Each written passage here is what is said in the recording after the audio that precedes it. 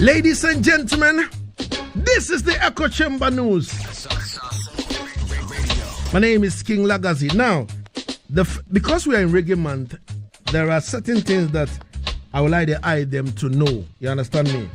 And remember, this is not Reggae exclusive. This is the Echo Chamber News. There is one thing I would like you to know about the great Ricky Trooper, one of the dinosaurs when it comes to sound clash. Now, ladies and gentlemen, Ricky Trooper says something about, Bob Marley, that there is no sound system in the history of sound clash that has Bob Marley on dub plate. He said Bob Marley never voiced no dub plate. You understand me? So if a sound system play Bob Marley on dub, he doesn't know where he got it from. You understand me? Now, in an interview with Ricky Trooper, he said the following. I want you to listen carefully. Well, it's a bona fide still. And a Bob Marley still, And a tune with the Dajara again still, but a fraud.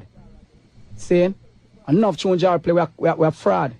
But it's a bona fide still. When you play the sound and you go to Bamson, a fight a war with it, see? You're not going to make no man know. A bodyguard, I'm not going to play, make them tune there, no. See? No sound not play Bob Marley. Bob Marley never do a special in his life. Never do a dub plate. But in a music, you have to lie. Saying because it's all about winning. You win by any means necessary. So me I say. Saying.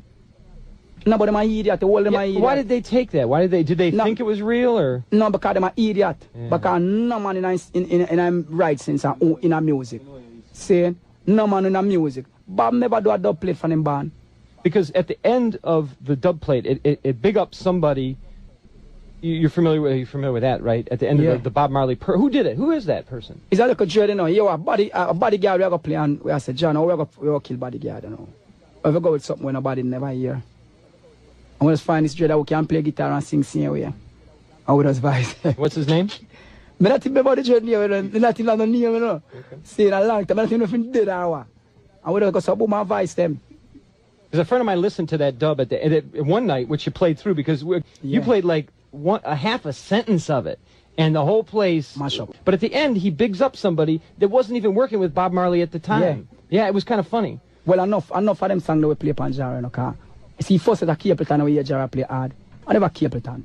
One DJ by the name of Turbo Belly. See me I say, but you see, through the brother now spend star. You want boss and make some money, cause hungry, wicked out there. So you got them thing there, you voice them tune there, and God dance go play it. Me brave still, you know. Brave, cause any other selector now go do that. See? But by the time I play two line, I'm ball up my throat hole pan that and make nice pan that and wheel up. A man I go say to himself, say, boy, it can be true because jar that. See?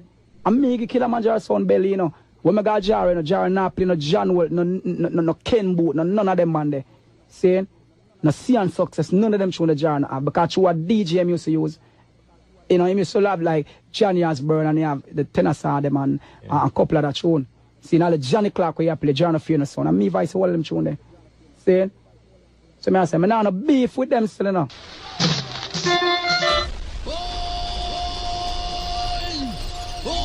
Ladies and gentlemen, you heard the great Ricky Trooper talking about the fact that the sound system Kilimanjaro doesn't have Bob Marley dub plate in their box. They just pick a random person, sing that dub plate. Around that time, they were going to clash with Bodyguard. You understand me? You know, he said a lot of the dub plates were fraud. You understand me? So, listen, people have to understand the dub plate business on a level. That is why we have a lot of artists, you know, like on my TikTok page right now, I have, you know, someone posing like he's Terry Linen. And I have Terry Linen on my WhatsApp that we communicate from time to time. So I screenshot the chat with me and that, you know, Terry Linen on TikTok, and I sent it to the original Terry Linen, and he was like, Lagazee, I'm not on TikTok, you know. And you know, so now I go ask you such a question. And I say, all right. So people are in this particular space eating food from other people. And we must know that. The next thing I would like to play is coming from the great Iroy. Iroy says something about the great King Tubby's hi-fi. You understand me? How people those days used to patronize the sound system and all these things. Let's have a feel of that, Joseph, if you're ready. Let's play that to the people then so that they will know what exactly, was going on those days when it comes to sound system culture. Remember, we are climaxing Reggae Month, with that over here. So, ladies and gentlemen, my name is King Lagazee, the 7-star general. Joseph, we ready? Easy.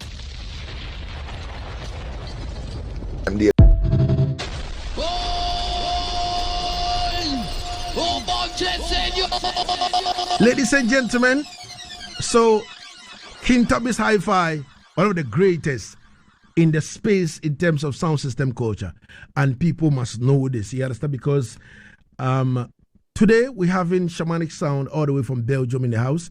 So we like to, touch on certain things.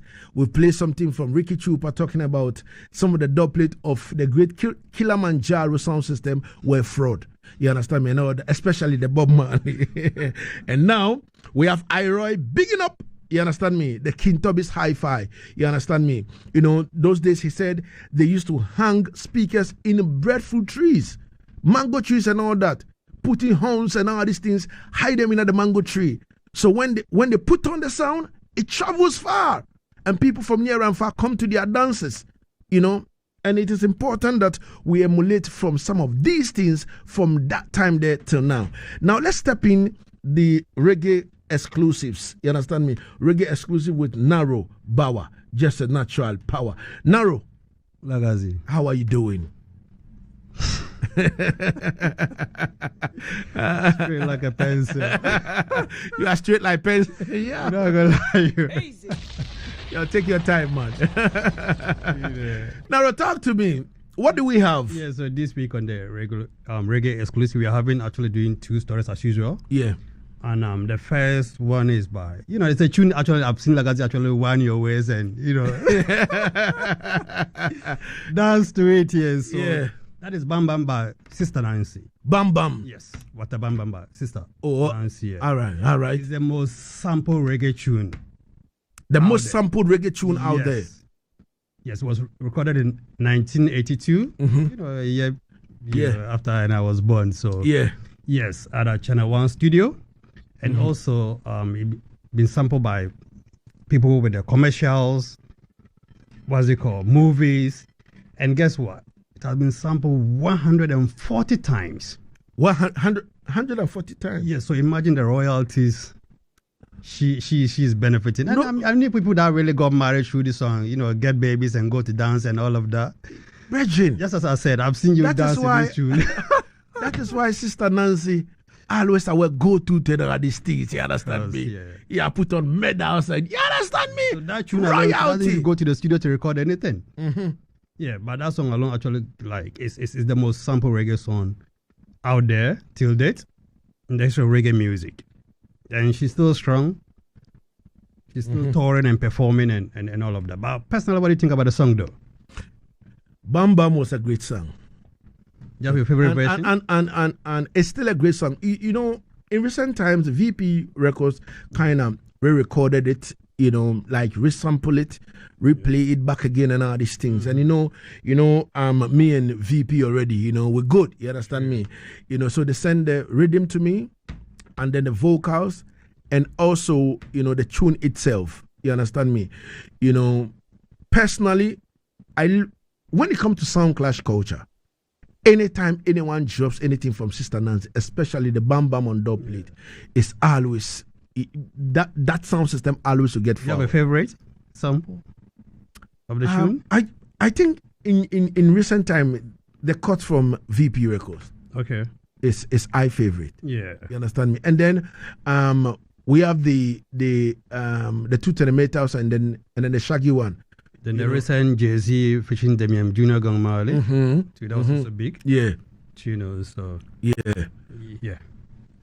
So artists just do their best to do everlasting songs that made them benefit, whether they are dead or alive. Of course. Yes, definitely. And she's a living example of that. Of course.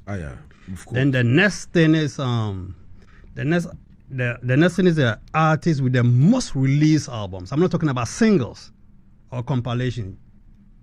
The most released albums. Yes. And guess who? Gregory Isaacs. Gregory Anthony Isaacs. Trust me. 120 album. Wow. On record. Wow. That's in 2010 when he transitioned. Wow. This is, if you add his compilation, it's almost like 500 albums. But on record, the artists that release the most reggae albums, singles, these are not singles, just album, like a full-length album, not EP, 120 albums. Wow. Yes. Gregory Isaacs. Trust me. The lover man. Wow. You know. Wow. I mean, how many of the lyrics have you used to con? Like strangers in town. One of my favorite though. These were artists when we like, follow 1 and 2 empresses and stuff. Yeah. Buckle lyrics and send them in the form of message. Yeah. I mean, that's something that a lot of people don't really know. Because most people actually think maybe it's something, once you mention albums and stuff, people talk about the Bob Marley and stuff. But he's the most artist with the most released albums to date. Unbreakable record. Pay your research. Yes. All right. All right. So and also last week we missed something. Mm-hmm. This bridging transition determined. We didn't get to mention that because we were busy with the, no. Yeah. Mm-hmm. It was on the news, but due to the fast running and all these things, True. So we end up omitting that. You understand me? Mm-hmm. But a quick one before you go. Yeah. DJ Kobandi all the way from London says, give a shout out to my youth them. You understand me? Listening to you right now. I'm a young man, the boy, and Kwesi, coming from Kobandi. Anywhere you're there, the man say, yo, big up every time. You see me? Yeah, man. And then Kojo, a 3 year says, maximum respect to you, King Lagazee. Greetings to Kweku Ejay, a Suman, you understand me? Him say, hope you're listening to the best reggae presenter on radio right now.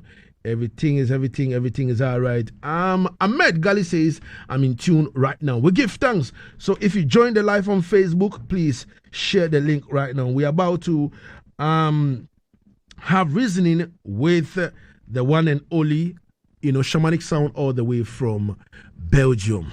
And also next week is Ghana month. So yeah. Our listeners just there are a lot of things. Keep their dial here. Yeah, but we want to do a lot for the Ghana month. Sure. You understand me? And we just going through, the reggae encyclopedia and see what exactly. I know how passionate you are when it comes to reggae music from Ghana. So. I tell you, you understand me? Talking to artists and all that. True. And I want to promise our listeners that, trust me, Ghana month, you're going to see some of the artists you've heard from in a long while. You understand me? We're going to bring them to light. You understand? Highlight them, especially their musics and all these things. You know what I mean? We're going to do a lot. You understand me? With them. Mm-hmm. So stick up in.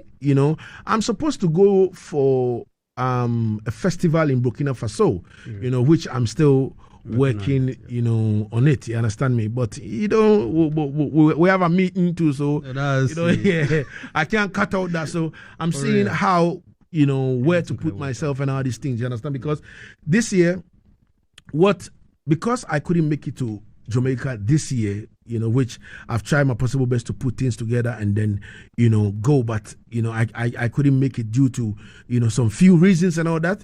I decided that all the festivals in Africa, I will make sure that I will attend, so that I can bring the 411, to our listeners. You understand? We got to get you to Africa. Of course. And also this year, what Lagazee Sound International wants to do is winning that big clashes that was last year, one in Jamaica and one in Ghana, locking off the great African star, you understand me, which last night me try hail him up at One Corner Garden and, Father Star kind of hold him corner. With grown men reeling like babies from breast. Yeah, you understand me? Father Star try hold him corner like him never know me. You understand me? Say, yo, youth, just go about your thing, man. Go about your thing, man. Me say, all right, man. All right, elder. You understand me? But you see, these are some of the things I'm saying. Sound system culture is supposed to be a sportsmanship. You understand me? Where we play sound, you lose, you accept it, and then you move on. Lagazee. You encourage the younger generation. You understand? Give love to those who want to receive love. Yes, of and course. we go to war to those who want to. You understand me? So, so winning a clash, it doesn't mean anything, you understand me? Because a man tried to put my career on the line. I may prove him wrong, you understand me? And then the promoter end up fighting me. He's sending for retirement. Yeah, you understand me and all these things. So if the one who's supposed to be the elder, who's supposed to even know better and say, yo, youth, don't forget, you understand me? This is what we're doing for a living. And you are now coming in, you understand me? So, this is the way for you to go and all these things. If at the end of the day, if I yell up the elder, and then the elder will hold back and say, yo, go about your business. You move on. Then, you understand me? Yeah. It tells you that, sometimes in Ghana, the culture, the people who are supposed to know better when it comes to the culture, you understand me? If they are reacting this way, then so-called gatekeepers. Yeah. What about those who are now stepping into the place? What should they do? You understand me? That's one thing that those we are succeeding, we should be greater than them. The next generation should be greater than I understand. So you can't hold anything forever. Of course. And you should actually be glad that I someone like I do. Yeah, man. And seriously, I've been reading some comment on Facebook, and I can't imagine people say, Lagazee me cast spell, on people and all these things. You understand me? And I'm like, how? You work over now. Yeah. Even my own show that I put up. You understand me? We couldn't get it after spending a lot of money on the show. Wanting everybody to come to that show if you had that power to bring. You understand me? So I'm like, how can I cast spell? If I want to cast spell at Kuma Village. Rasta believe in Ovia now. Yeah, so I'm like, Jesus Christ. And them say we come to the dance with an ulterior motive and all this. And I'm like, yo, listen, you're talking about sound clash. You need to put yourself together. You need to get your dub. All right, I give thanks. Even if I don't have boxes and I have my laptop, if I'm a laptop sound, and I have my dub plate and all this thing to defend my sound and defend my name, I think you should kind of accord Lagazee that, he's done a great job, rather than trying to wall your corner and say, go about your business. No, sir, I know me put up the clash. You understand me? So, but if the promoter end up fighting me, and sometimes when I think about it, I'm like, yo, where are we heading towards? But yeah, as I said the other day on Facebook, that I wanted to address them, and then a lot of respected racists called me and said, yo, Lagazee, don't do that, man. It's not even important. You understand me? Just hold your corner. You understand me? As you respected them, continue to give them you have a brand to protect. So you understand me? And some people have nothing to lose. You understand? But you don't come in and kind of soil my brand. Sure. That one, it wouldn't augur well, for me and you. All right, Naro. Love. Big respect. Highly.